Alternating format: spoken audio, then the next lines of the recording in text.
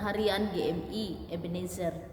Sebab aku yakin bahwa penderitaan zaman sekarang ini tidak dapat dibandingkan dengan kemuliaan yang akan dinyatakan kepada kita. Kita berdoa.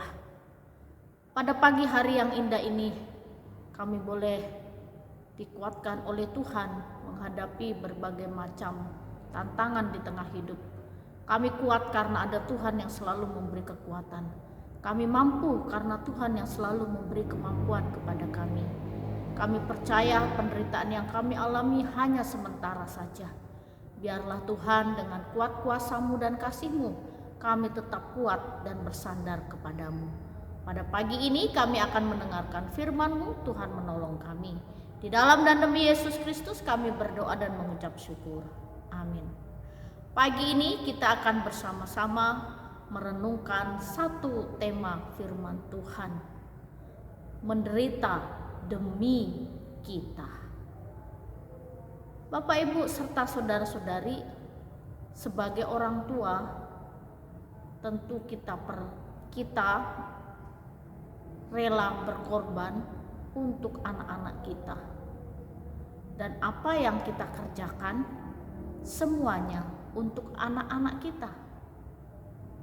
Kalau anak-anak kita ingin kuliah di salah satu universitas yang dia inginkan, kita sebagai orang tua mendukungnya, mempersiapkan segala sesuatu kebutuhannya sehingga dia dapat sekolah dan kuliah dengan baik.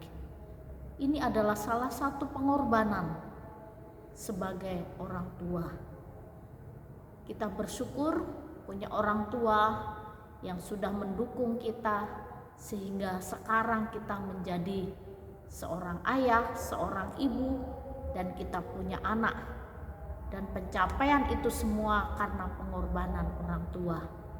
Giliran kita sekarang menjadi orang tua, rela mengorbankan sesuatu untuk anak. Demikian juga dengan Yesus Kristus yang rela menderita hanya untuk kita sebagai anak-anaknya. Dia merelakan segala-galanya untuk menebus seluruh hidup manusia yang sudah jatuh dalam dosa. Tuhan ingin menebusnya, menyelamatkannya, membawanya kembali ke jalan yang benar. Di dalam Lukas 9 ayat 22 demikian bunyi firman Tuhan. Dan Yesus berkata, anak manusia harus menanggung banyak penderitaan dan ditolak oleh tua-tua, imam-imam kepala dan ahli-ahli Taurat, lalu dibunuh dan dibangkitkan pada hari ketiga. Sebelum penderitaan itu terjadi pada diri Yesus Kristus sudah mengatakannya kepada murid-muridnya bahwa ia harus menanggung penderitaan itu.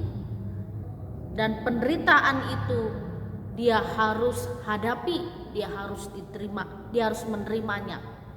Dan Yesus rela ditolak oleh tua-tua, imam-imam, kepala, dan ahli-ahli Taurat. Rela dicaci maki, rela ditampar, rela dicambuk, rela menanggung semua siksaan dan bertahan dalam penderitaan hanya untuk menyelamatkan kita sebagai umat manusia. Bapak, Ibu, serta saudara-saudari, jika Tuhan Yesus tidak mengalami penderitaan, siksaan, cacian, makian, ditolak oleh siapapun pada zaman itu, maka tidak ada keselamatan bagi kita. Surga tidak terbuka bagi kita.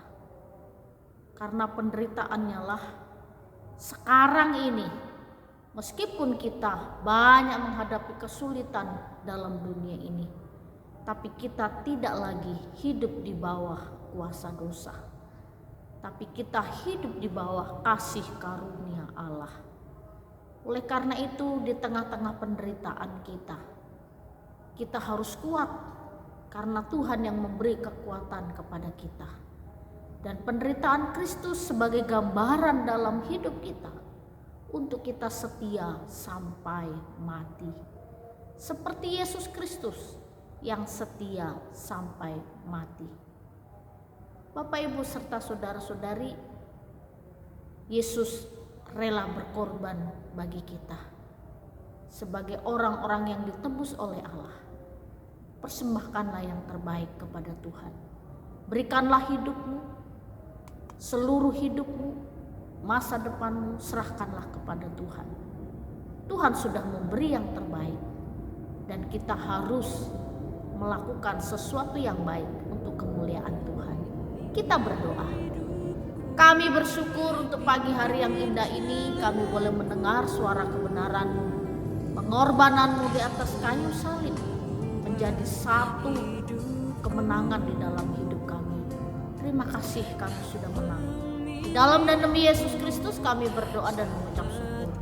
Amin. Selamat pagi, Tuhan Yesus memberkati.